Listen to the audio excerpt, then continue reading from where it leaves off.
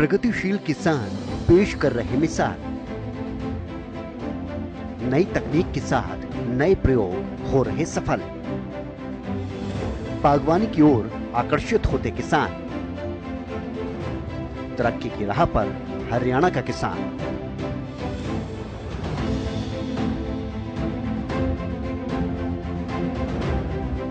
कृषि और किसान, इसके बिना जीवन की कल्पना करना बेईमानी होगी।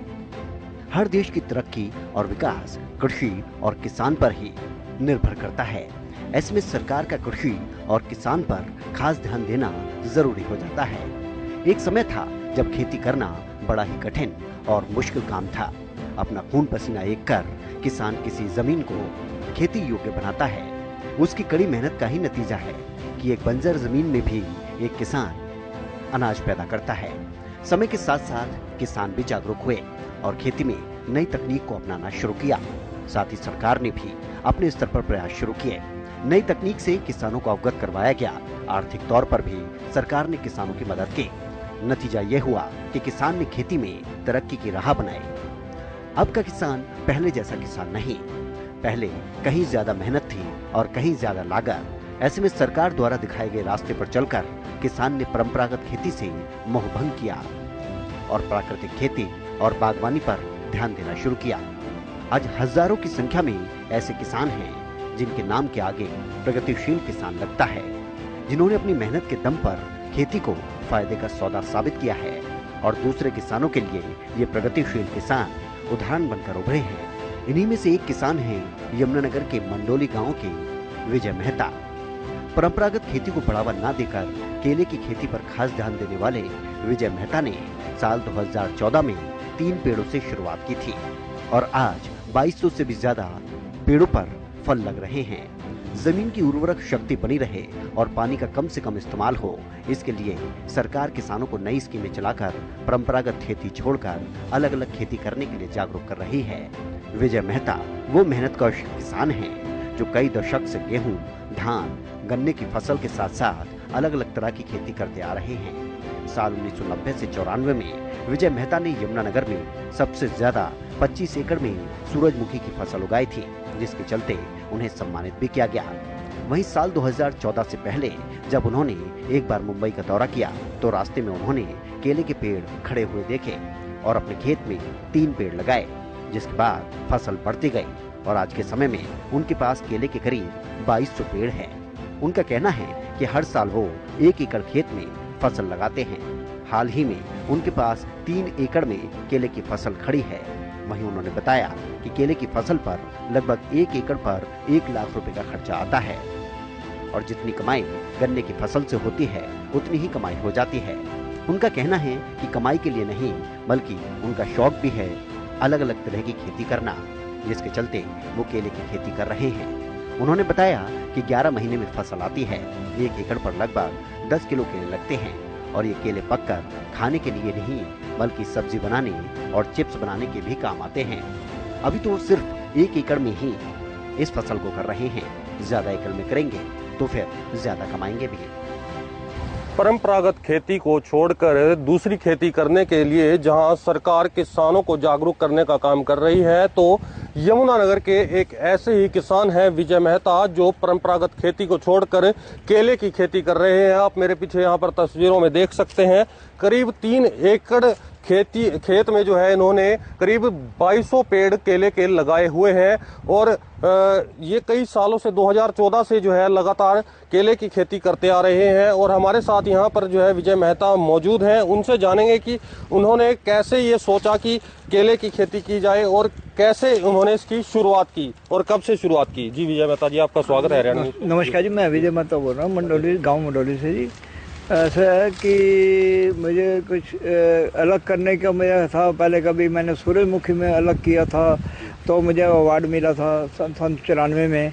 तब डायरेक्टर एग्रीकल्चर, कमिश्नर एग्रीकल्चर यहीं पे हाजिर थे। मेरा कुछ शुरू से ही कुछ अलग करने का होता है, किसी की परंपरागत खेती से अलग होकर कुछ ना कुछ करूं। तो मैंने मुंबई गया तो वहाँ रास्ते में मैंने देखा कि भाई ट्रेन में कि भाई केले की खेती हो रही है और ऐसे लगाया जाता है, रिज पे लगाया जाता है। तब मैंने वो अपने आइडिया से आके यहाँ पे फिर मैंने सोचा पर सोचने में बहुत देर हो गई। तब मैंने 12 में जो मुझे भगवान ने कहा भी तू काम कर, और 3 पेड़ दिए मुझे।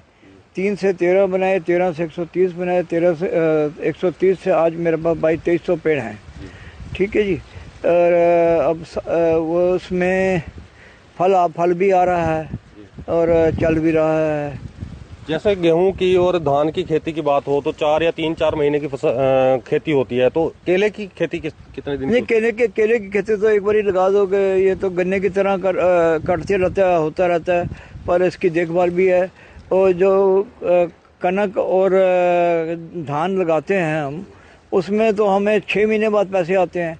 ये हम रोज बेचते हैं, रोज आते हैं। अच्छा, तो मतलब कैसे आपने शुरुआत की इसकी खेती की? कितना पैसा लगा? 1 एकड़ पर कितना खर्चा आता है? 1 एकड़ पे लगभग लाख रुपए खर्चा आता है सारा, जब शुरू करते हैं। तो उसके बाद भी जो ट्रांसपोर्टेशन का खर्चा है, अपने तो छोड़ो क्या लगाएंगे, या जो बंदा मेरे पास लगा हुआ है उसका तो देनी तनख्वाह, चाहे ये करे चाहे वो करे, तो खर्चे तो बहुत आते हैं। पर मुनाफा लेखा गिनना घाटा पा, जो ये पंजाबी की कहावत है किसान का, अगर वो वही हमें उलझा रहता है। तो मैं तो नहीं कहूँगा कि भाई ये ठीक है, चेंज ऑफ क्रॉप हो रही है, अपना दाल रोटी अच्छी चल रही है, गन्ने के बराबर जो मुनाफा हो जाता है। तो बनता क्या है इस केले का? इस केले का जी ये सब्जी में काम आता है, ज़्यादातर 90% सब्जी में काम आता है। कुछ चिप्स बनते हैं, वो ज़्यादा साउथ इंडिया में, महाराष्ट्र में बिकते हैं। इधर ज़्यादा मार्केट नहीं है।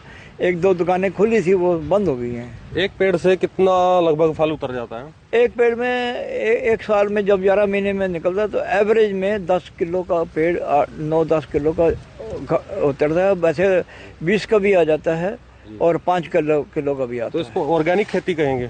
मैं तो इसको ऑर्गेनिक ही कहूँगा, पर मैं सर्टिफिकेट नहीं दूंगा, क्योंकि इसमें मैं DAP डालता हूँ, देसी खाद डालता हूँ, मैं स्प्रे नहीं कोई। जैसे आपने ऑर्गेनिक की बात की विजय जी, तो इसमें कोई बीमारी आ जाए इस पेड़ में तो आती नहीं है। मतलब ये अगर आ जाए तो उसको पेड़ को काट देंगे, अव्वल तो आती नहीं है। अभी तक तो मैंने देखी नहीं। मच्छर आते हैं, उससे क्या होता है कि इसका पत्ता जो सा है वो डैमेज हो जाता है। पत्ता डैमेज होने की वजह से पेड़ को खुराक नहीं मिलती। जब पेड़ को खुराक नहीं मिलेगी तो फल छोटा आएगा। तो सरकार से कोई अनुदान है कि जिप्सम हमें दे, अगर सब्सिडी पे दे, नहीं फ्री दे, और बाकी क्या लेना हमने।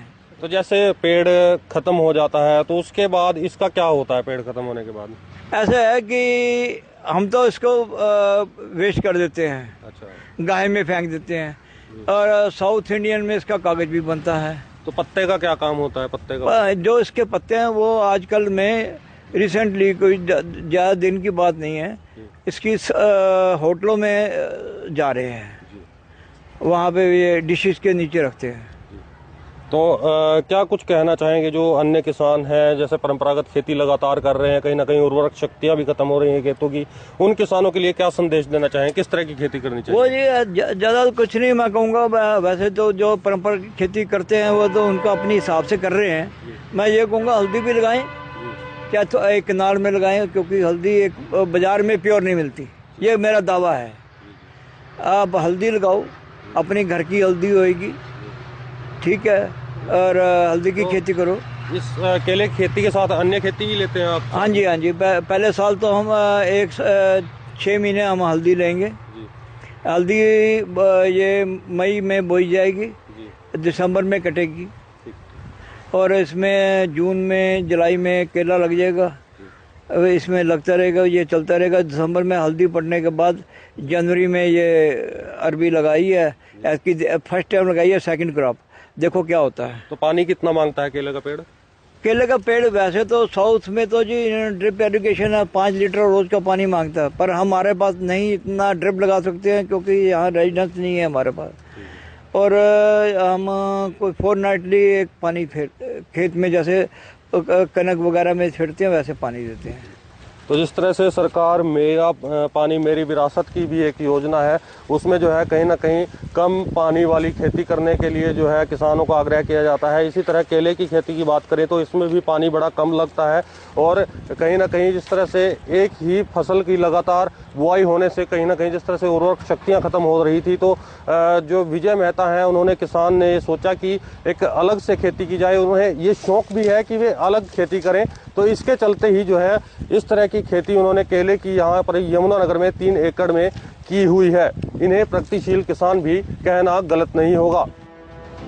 किसान सदियों से परंपरागत खेती जैसे धान, गेहूं आदि की खेती करते आ रहे हैं, लेकिन पारंपरिक खेती की निर्भरता मौसम पर अधिक रहती है। नुकसान का खतरा भी मंडराता रहता है। कुछ सालों से खेती में लगातार हो रहे नुकसान की वजह से कृषि क्षेत्र में किसानों को चिंता सताने लगी थी, लेकिन इसी बीच ऐसे किसानों ने हरियाणा सरकार की मदद से आशा की नई किरण जगाई है।